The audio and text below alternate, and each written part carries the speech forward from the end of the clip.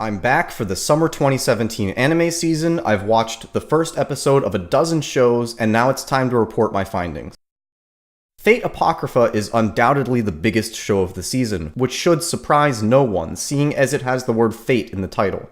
Fate Apocrypha is non-canonical to the Fate Stay Night timeline, instead taking place in an alternate parallel setting, but still relating to the lore of the main franchise. Coming from someone who loved Fate Zero and has little interest in Fate Stay Night, the alternate universe here is really interesting. It is much more similar to Fate Zero than it is to Stay Night. The masters are more diverse, and you get a real sense of this being a worldwide battle royale. The twist of Apocrypha is that before the free-for-all begins, two teams of 7 have to fight each other. A lot of eccentric characters are in this show. The guy who looks like a member of Motorhead, Lolly Jack the Ripper, and even Astolfo are in this show. The biggest concern for me going into this was that it was being made by A1 Pictures, and while this certainly won't be mistaken for an UFO Table show, I have to compliment the sound effects and gore which do remind me of UFO Table's Fate adaptations. That said, it could look a hell of a lot better than it does. Having not read anything about the light novel, I have no idea what direction this show is going to go in, and that's a plus for me.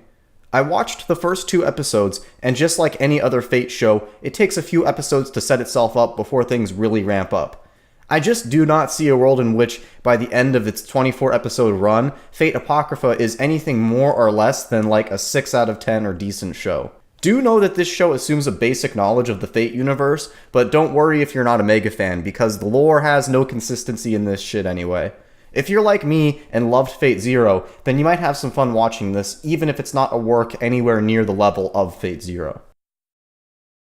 Doga Kobo has been on a hot streak lately. Winter's Gabriel Dropout was a huge hit that I personally loved. Umaru is unfortunately getting a second season this fall, and for this summer, they're doing a second season of last year's New Game. Despite New Game being very popular, I never got into it the same way I got into Doga Kobo's other shows like Gabriel Dropout, Engaged to the Unidentified, or even Sancho Sanyo. The setting and age of the characters is abnormal for a series of this style, but I never felt that it was leveraged in a meaningful way like it is in a show such as Girlish Number. I never found myself that into any of the characters either. The only one I remotely like is Hifumi, and she's not enough to carry the show for me. The character designs aren't appealing to me either, especially Aoba, and I don't find the jokes to be that funny. In a show like this, if the humor and characters aren't doing it for me, then I have no reason to be invested. And this second season isn't changing that for me. In the world of 4 Koma manga adaptations, you could do a lot worse than New Game, but Doga Kobo themselves have far better shows on offer. I have to admit that I was looking forward to this and Scum's Wish when the anime adaptations were announced, but I kind of forgot about this show after Scum's Wish didn't pan out as well as I thought it would. I planned to make a video about Scum's Wish, but I was mentally lumping these shows together because they both share extremely similar premises of the characters being morally ambiguous or just outright bad people. This is something that I've wanted to see more of in the genre ever since I watched the excellent White Album 2. This show immediately caught me off guard with its 10-minute episode runtime, which is a huge issue for the show right out of the gate. I also had to check to make sure I was watching episode 1, because this show starts at what feels like the second or third episode. There's absolutely no context, narration, or build-up whatsoever. So not only did I have no idea what was going on, but I had no reason to care either. However, the basic premise here is quite simple. Take the relationship between Hanabi and Eichan from Scum's Wish and give them both boyfriends who have no idea what's going on. To me, that sounds like an interesting show. Far more interesting than the typical, overly idealistic shows that dominate the genre. Instead, it feels like a disposable short, something that will be forgotten before the season's even over. I do not recommend this show. Save yourself the disappointment. Maybe I just wasn't paying attention, but the past 2 seasons haven't had too much isekai in them. But to make up for it, this season we have 2 shows that have isekai in the title. This first one is about a kid who dies and goes to another world. Bet you didn't see that one coming. The gimmick here is that he brings his iPhone with him. This show has an unbelievable amount of exposition to explain the most basic of genre cliches, to the point where it's pretending as if this is something new. Just like ReZero, he can magically communicate with everyone in Japanese, but everything is written in a magical isekai language.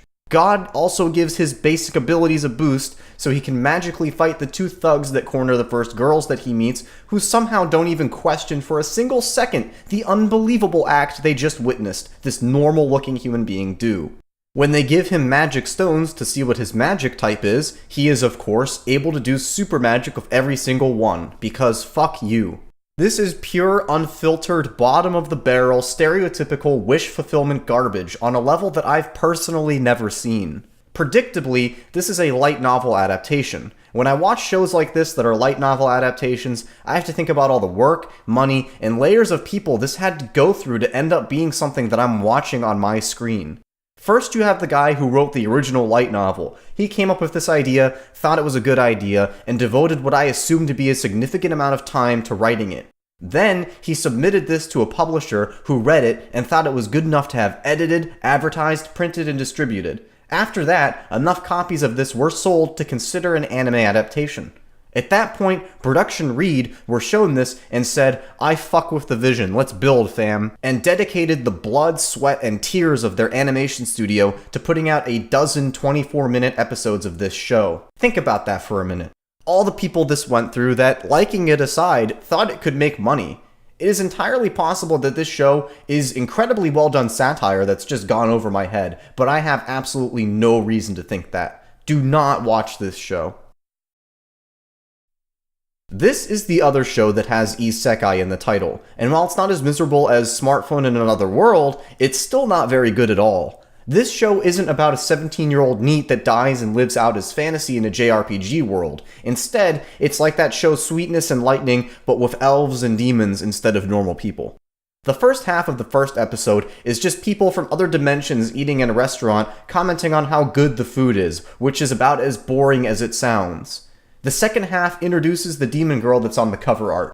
She's poor and somehow stumbles into this restaurant where the owner agrees to give her a job. It's the most boring thing on paper, and this first episode doesn't do much to prove that wrong. I don't have anything else to say about this show because there's nothing in it that's even worth commenting on. Gamers is this year's version of last year's Netoge, which honestly wasn't all that bad in spite of how dumb it was. Unlike Netoge, the characters don't even have a semblance of personality.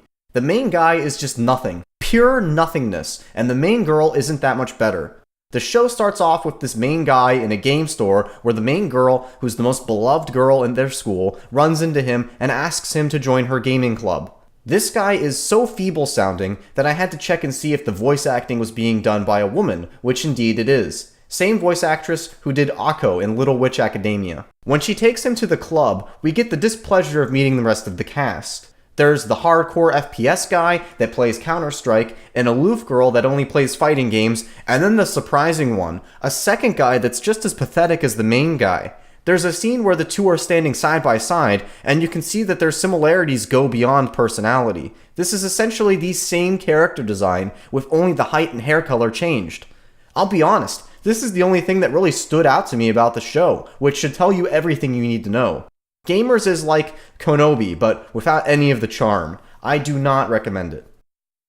This show has all the trappings of a good show. It's an anime original, it has good animation, good art, and it's being made by a studio that I've never heard of called Studio 3 Hertz. Wait a second, I know who that is. This is the same studio that made Flip Flappers, and I'm surprised that they're making another risky show considering how terribly Flip Flappers sold. If you haven't seen my Flip Flappers video, I'll give you a basic rundown. I thought Flip Flappers would be good for the exact same reasons I would think that this show would be good, but once I got halfway through and beyond, I came to realize that Flip Flappers was not a very good show.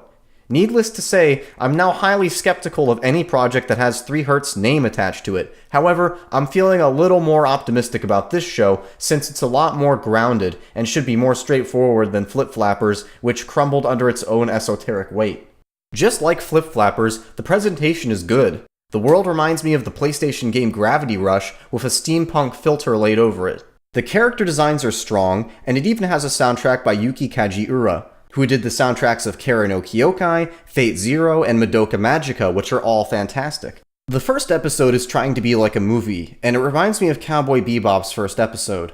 Now before you get too excited, I don't think it's nearly as successful a first episode as Cowboy Bebop, The plot of the first episode isn't clever, and it's not that interesting. More importantly, it doesn't do much to introduce the characters, and I don't feel like I know much more about this world than I did before watching. The show is about these girls who are all spies, including the princess. Why do they do what they do? I don't really know. In this first episode, they found a defector and had to escort him to safety, but at the end of the episode, he's revealed to be an enemy spy. This twist is on the same level as Joker Game that I checked out a while back. Pretty predictable and super boring. Despite that, and I know I'm going to regret what I'm about to say, I would lean towards kind of recommending this show. It's not a must-watch right now, and it might turn out terrible, but at the same time it could be a good show. There's just no way to know right now. This was one of the few shows that I was looking forward to watching, because it looked pretty funny, and while it is kind of funny, the humor is entirely one-dimensional. Even though the episodes are only 12 minutes long, I can't imagine this staying entertaining for a full 12 episodes. I have a hard time judging pure comedy because it's so wildly subjective, but for me, this isn't resonating the same way a comedy like Gabriel Dropout did. The entire show boils down to this main girl being stupid, which is fine and is to be expected since the show is literally called Stupid Girl, but when that one thing isn't dynamic at all, there's not much the show can do past a certain point. I would not say Aho Girl is a bad show though, and if you think you would like it, you'll probably like it, even if you do end up dropping it at some point. I immediately knew that this show was not meant for me, but seeing as it was at the top of the list on my anime list, I felt obligated to check it out. This is an utterly bizarre show about a private school where everyone is rich and gambles to prove their superiority. This is another one of those shows that just drops you right in and expects it to be compelling. One girl in the school is like the queen of the school and constantly asserts her dominance by putting other people, including the main character, into such severe debt that they become slaves to her. Then this new transfer student comes and spends the majority of the episode playing a card game version of rock, paper, scissors with this girl. It's very weird and not in a good way. I got the impression that this show is trying very hard to be psychological, and for me, it did not succeed in that. I just can't think of anything I liked about this show, and I don't recommend it. Ufotable, or UFO Table, at least know how to present something in a way that's enticing, even if the material itself here isn't that gripping. The plot is sort of like that obscure Xbox 360 game Darkest of Days. The show is set in historical Japan, at least for now, and this group of spirits given human form are defending the real timeline from an army that's trying to alter the course of history. While the production values are what you would expect from Ufotable, I have to wonder if this project was worth taking over Fate Apocrypha, because this show doesn't have much to offer beyond its presentation. I can almost guarantee you that this will be 12 episodes of contrived drama about saving the world with characters that aren't interesting, because that's exactly what the first episode was. The enemy faction in this is like Destiny 1's enemies. They're a detached monolith that exists solely to create problems for the main characters. This show is the time police cliché with nothing extra on offer.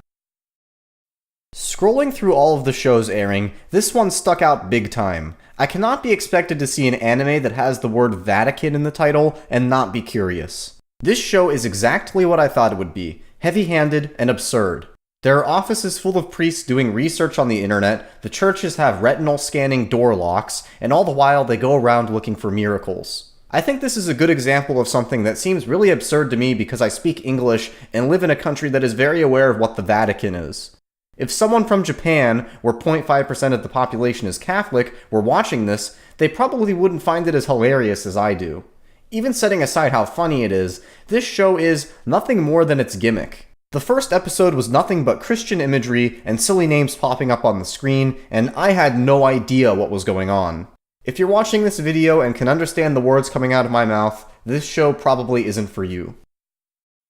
I saved what I thought was the best show I watched for last. This show actually explained itself and introduced the main character and his problem in less than 2 minutes, so it's already off to a better start than the majority of other shows I watched. I really like the premise of this show, and it reminds me of last year's Real Life both in concept and tone. To combat low birth rates, the government begins matching people together for forced marriages. They also mention that this has also led to the successive generations being superior, which is literally eugenics, very dark subject matter. The world here is Orwellian if you think about it, but it doesn't seem to be focused on building an oppressive dystopian world. Like Real Life, This just becomes the new reality, and it uses these parameters to put its characters into compelling situations, rather than focusing on the parameters themselves. This show centers around a boy who has a long-time interest in a girl, which is considered to be blasphemous in this new society. The obsession this guy has for this girl is a little bit much, but the show attempts to justify it by showing how long and intensely he's been into this girl for. This dynamic quickly changes when they meet each other at night, and he finds out that she feels the same way. So at the very least, this show isn't going to be 12 episodes of back and forth misunderstood dialogue. This first episode is good. It establishes that these two like each other in a believable enough way, but aren't allowed to be together. Presumably, the rest of the show is going to be about the conflict that comes out of that. The one thing I'm not a fan of here are the character designs. They are similar to Scum's Wish, but they have a shoujo-esque design to their eyes that I'm not really into. I think this show has a ton of potential to be this year's Re-Life, a low-key show that is much more than its gimmick. Based on this first episode, this has a lot of potential, and I absolutely recommend it. While I didn't check out every show airing, this is a pretty sizable chunk of them, and I have to say that I'm not too impressed. Summer is traditionally the weakest anime season, and this year is living up to that. If you watched a show that you liked and that I didn't cover, I'd love to hear about it. And until next time, thanks for watching.